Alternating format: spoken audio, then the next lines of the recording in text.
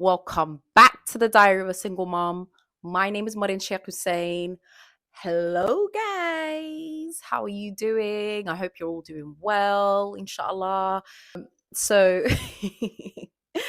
I can't lie, I'm currently on my luteal phase, which is, I'm sure you probably know what the luteal phase is, but it's basically the phase before your period. So I'm feeling really, really tired, really drained and everything. But how are you guys doing? How's your mental health doing? I hope you're all doing absolutely amazing. So today's topic is going to be about, because I was just thinking to myself the other day, I was just thinking, because I only just recently started actually dating, right?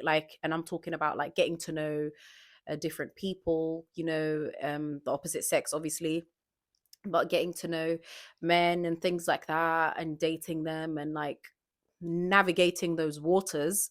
And I was just thinking to myself the other day, I was like, I should make a video on the dating experience of a single mum, especially someone like me who hasn't dated in years. Like, I have been single for 8 years.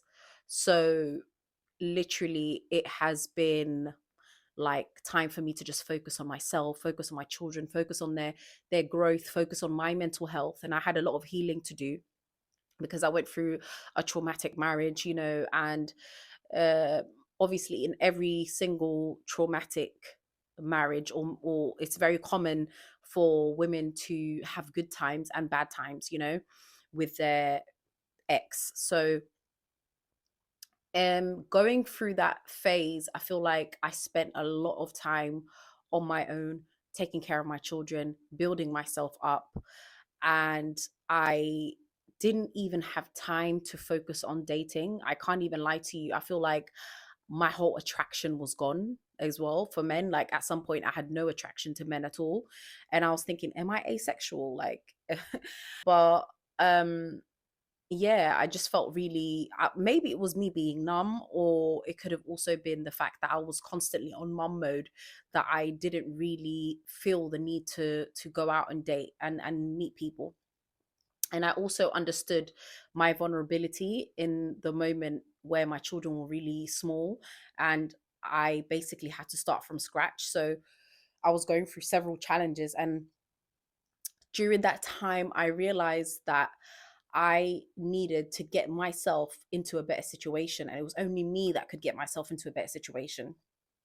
So no amount of fantasizing about the knight in shining armor coming and swooping you up and taking care of you and your kids and accepting you. Da, da, da, da, da. No, I feel like I had to come back down to reality and notice like how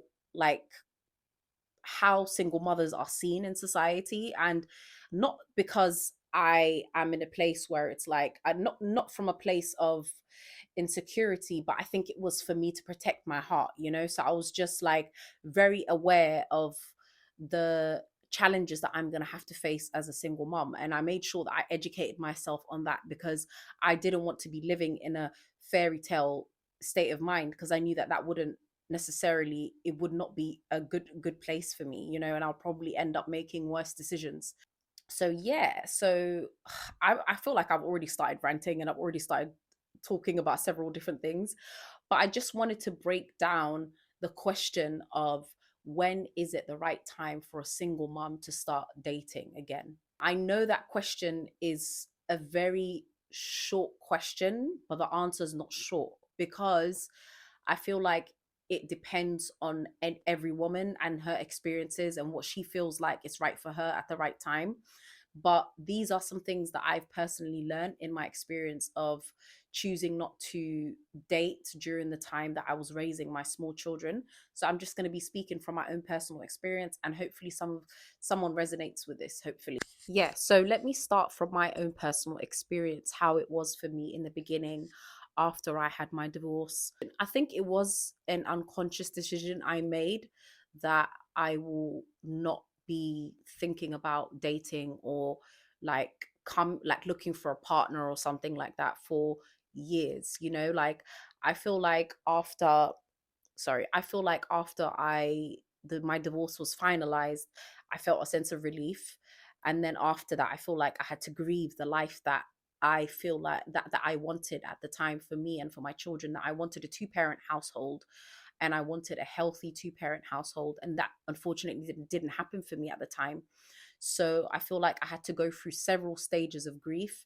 And I remember just going through periods where I felt angry and I felt maybe upset at myself as well for choosing the wrong person to have children with, even though I'm going to have to say this, and I'm sure you guys already know, but I love my children, and I feel like anytime a woman says that she regrets something, she has to say, "But I love my children." But we know you love your children. But I think it's because it's a sense of guilt or something. I feel like I made the decision in my head that I was never going to get married again. Like, guys, I was feeling so cynical and so jaded because of what happened to me and how my marriage went down, that I decided that I was never going to date again. And I don't want that to be for you at all. I don't want you to, think like that. And if you choose to never, then that's absolutely fine. Like, there's, it's at the end of the day, it's all about your choice. If deep down, if you desire to find someone, you will find them, and obviously you're going to have to take some practical steps for you to get there. I basically just went like deeply into my role as a mother, and I would sometimes get lost in that role, but I would also, I was working, I was studying different courses, I was saving money, and I felt like I became very masculine because I had to be. And even till this day, I feel like my mind is always like, go, go, go, go, go, go, go, go, go. And I just tell myself, like, I don't have to always do something or feel guilty for not doing anything. As obviously you can tell, I had a lot of inner work to do and a lot of work to do on myself. So that is a key point here. And I feel like as a single mom, um, unless you're a part of the lucky ones that ends up finding a partner who accepts you as yourself, and who you can grow with, and who's more than happy to be, like a stepfather to your children. And I'm sure there's great men out there. I'm not saying that this is the case, but I'm speaking for the majority. I feel like we should really focus on ourselves, our life, our children, and validate your emotions of feeling maybe desperate for someone, or feeling grief, or feeling like, oh, like, I just wish this never happened the way that it is, or feeling tired about being a parent sometimes. Like, that's completely okay, because that's you doing it on your own. At the end of the day, you're doing this by yourself, on your own. And on top of that, if you don't have a support system, it will be much harder for you. So I completely resonate, and I understand, like, that it's a very complex issue. And before you let someone come into your life, you need to be sure that you are not coming from a place of desperation or a place of need.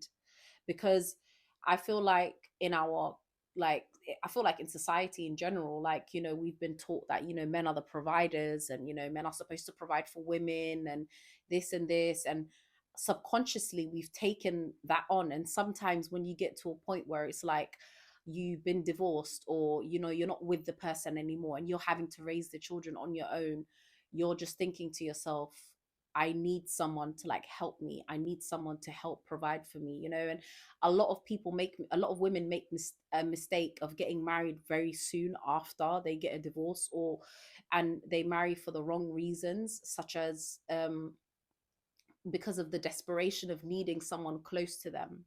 you know I remember my mom, she shared a story with me one time, and she's basically said, because we find comfort in having someone in our life, right? Especially if it's a man, to protect you, to care for you, and all of that. My mom, she basically got divorced with my father when I was a child. And she said to me that at one point she was so done with it. She was so done with the divorce. But the only reason she wanted um, my dad and her to stay together was because of the comfort of hearing his footsteps and him opening the door, like with his keys in the middle of the night. And she said, like, that gave her a sense of comfort. And when she realized that, like he wasn't coming back, that really, it hit her. Reality hit her, because she was seeking comfort in him just literally opening the door.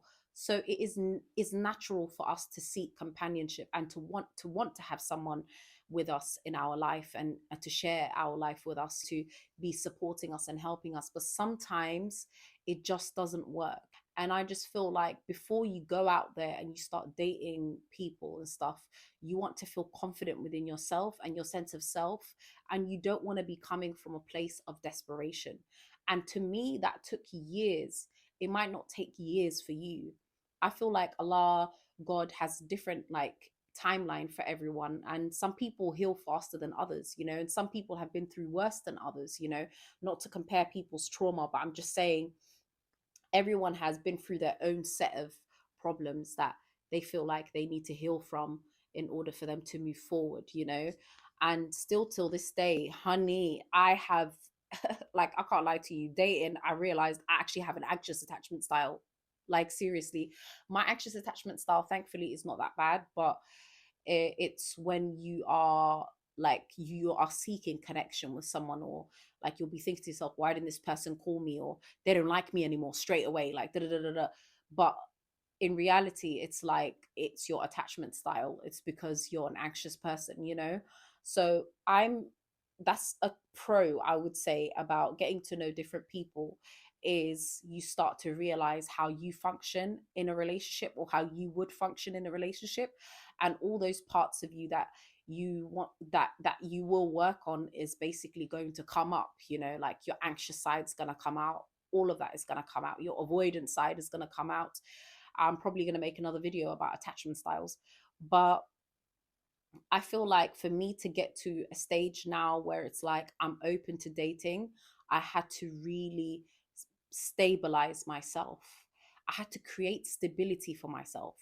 I had to make an environment for me and my children. I had to create a proper routine for me and my children again. When we came back to the UK, everything had to be sorted. I was working night shifts, I was saving money, and I was looking for a place for us. I was literally in the headspace of go, go, go, go, go, that I disconnected from the part of me that had that feeling or that desire to want someone. And sometimes it would come up, and it would come up so heavy, and I would feel it. And I would just be like, this is not the time and place for me to be with someone at this point. Like, at this moment, especially if I feel this like need for help or support, or it's important to reach out to your support system. And if you don't have one, which is very unfortunate, at the time I did have a support system, however, I felt very alone sometimes. So I kept those thoughts and emotions to myself. And a lot of the time, like, Somali moms and grandmas and all of that, like, if you tell them, oh grandma, I just wish I had a man to support me, they'll be like, naya, alo shahiro, alo shahiro, which means basically like strengthen yourself, like, you know, tie your belt up, like literally. I just used to keep those thoughts and those feelings to myself, and I took advantage of every single kind of help that I could get. Like, there are charities out there, there is counseling services out there, especially like there's free counseling services. If you're currently struggling, there's a counseling service called Mind, and you can go online and basically you can call them, and then they send you an application form. And if you're on a wage and you're working, I think it goes up to about £5 a session, but it's really cheap, you guys. Like, and you get about 12 sessions, And I would literally be calling like therapists. Like, I sought help from my children's school as well at one point, because I was working night shifts and I was sleep deprived. So I felt I needed some counseling, and I got counseling at my daughter's school. So um also, I put my daughter in play therapy at the time, because even though, like, it's so funny because the background that I come from, like, it's like taking your child to therapy would be seen as like, why would they need therapy, they're a child.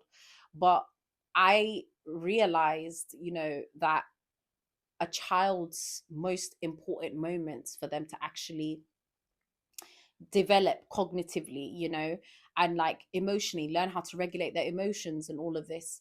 It's during the younger years, like I think it's like 1 2 to 5, and then obviously as they're growing up as well, like they're going to be having their moments, and I reached out for support, and I put my daughter in play therapy, and she really benefited from it.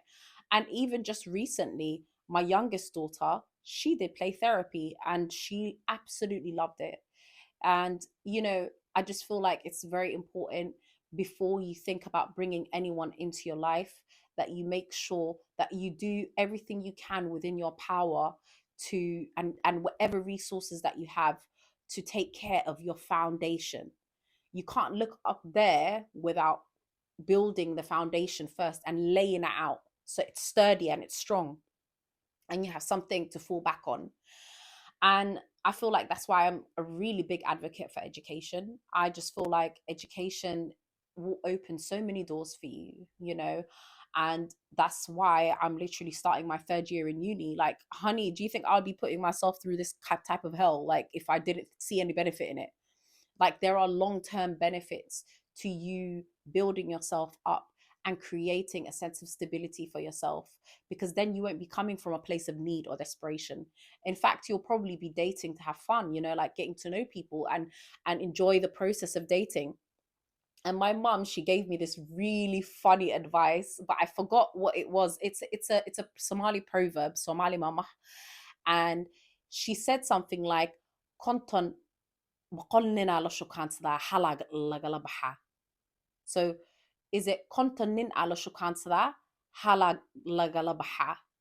So basically what she meant was, she said, you date them in hundreds, or in like, you date about 50 men, and then you pick the one that suits you the most.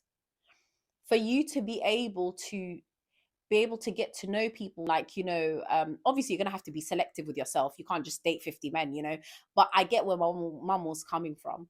Like, you need to keep your options open, and the only way that you're going to be able to have that mindset of, I'm not clinging on to one guy, like, and if he leaves me, he's going to break my heart. The only way that you can not be in that mindset is if you're stable in who you are, and you feel confident, and your self-esteem is getting better, and you feel like a sense of stability within yourself. I feel like nobody's going to be 100% confident all the time, nobody's going to be 100% secure all the time, but you want to be in a place where it's like, okay, that hurt, dust myself off, and on to the next. Do you know what I mean? Or take some time to heal. And then when you're ready, it's not going to kill you. It's not going to kill you, and you want to come with that mindset of, yeah, I am mentally strong enough, and I have a mental fortitude strong enough that I'm able to deal with such I can't lie to you, challenging sometimes, um thing like dating. You worked on myself, I built stability for myself, I built my sense of self, and I could have not done any of this without Allah subhanahu wa ta'ala, because I feel like I had absolutely zero self-worth in the beginning, especially after I left my marriage, because my identity was wrapped around being a wife, my identity was wrapped around being a mum, and my identity was wrapped around me wanting a household, a two-parent household, and of me finishing my education and my husband supporting me with that and all of this. But sadly, because that didn't happen, what happened was that I felt completely empty at some point. But I kept going every day. I kept going because my children were my purpose. Like, I would look at my little kids, and I remember, like, they would be saying, Mommy, Mommy, all together at the same time. And imagine this 2 year age gap between my oldest daughter and my middle daughter. There's a 2 year age gap. And between my middle daughter and my youngest, there's a 2 year age gap. So this one of my daughters was like 6 months. The other one was like 2 years. I don't know, and 6 months. Yeah, I think so. And then my other one was like 4, and like, and they would all say, Mommy, Mommy, Mommy, Mommy, Mommy, Mommy, Mommy, Mama, Mama, Mama, Mama, Mama, Mama, Ma, Ma, Ma. They would be calling me like at the same time, guys, and I would need to go out and work. I would need to come back home and breastfeed. and I was dealing with so many challenges, you know. So it's just so important that you have faith enough to be like, things are not going to be like this for you forever, you know. Yes, you will always be dealing with challenges. I'm telling you, like, listen, I'm still dealing with the hardship of being a parent. And sometimes I feel like I'm failing, and sometimes I feel like I'm doing a good job. And I feel like that's a part of parenting, you know. But I just feel like I was very aware and very careful about bringing someone into my life before I was ready. And also taking into account the fact that, how is this going to impact my daughters? You know, there are several cases out there where, unfortunately, you know, children have ended up in the wrong hands, and their mum brought someone in and the person just abused them, you know.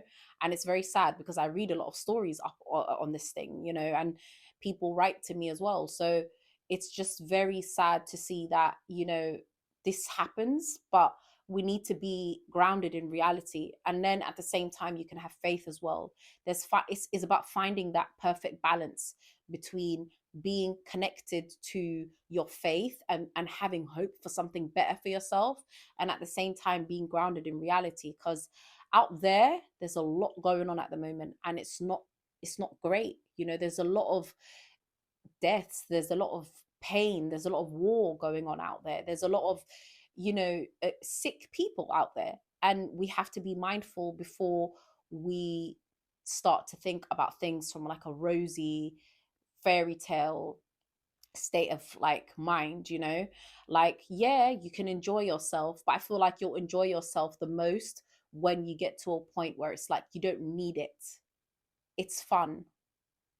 I remember Cher said something. She said something about um dating guys or something. Basically, she said, she was basically implying that men are like an accessory to her. Like, it's like a handbag. Like, I'm I'm not trying to be rude or anything, but it's like a nice addition to your life. Like, you want someone who's a nice addition to your life.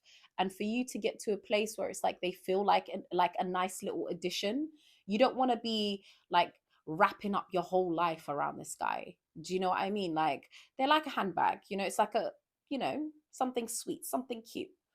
But you want to feel like, I've built my life, or I'm building my life, and I'm feeling like I'm going somewhere, to the point where I'm not in need of these things. And yeah, I might cry, I might hurt, you know, or like, you know, if I really like the person, but you know, I'm going to live and I'm going to get over them, you know. So you want to have that strong mental fortitude before you start dating, especially as a single mom, because we only have so much energy in a day. We don't have like an infinite amount of energy. And you really need to be like careful about where you're spending your energy. So if you're spending your energy on someone, that person needs to be worth it, or you need to be enjoying yourself at like, or like there needs to be a plan, you know. Like, there needs to be like, what's in it for you? Do you know what I mean? What's in it for you? Yeah. I hope I'm making sense. Anyways, guys, I hope you enjoyed this content. And inshallah, I would love to get some discussions down below, you know, speaking about your experiences or what you feel, what you think. Anyways, love you guys. See you. Bye.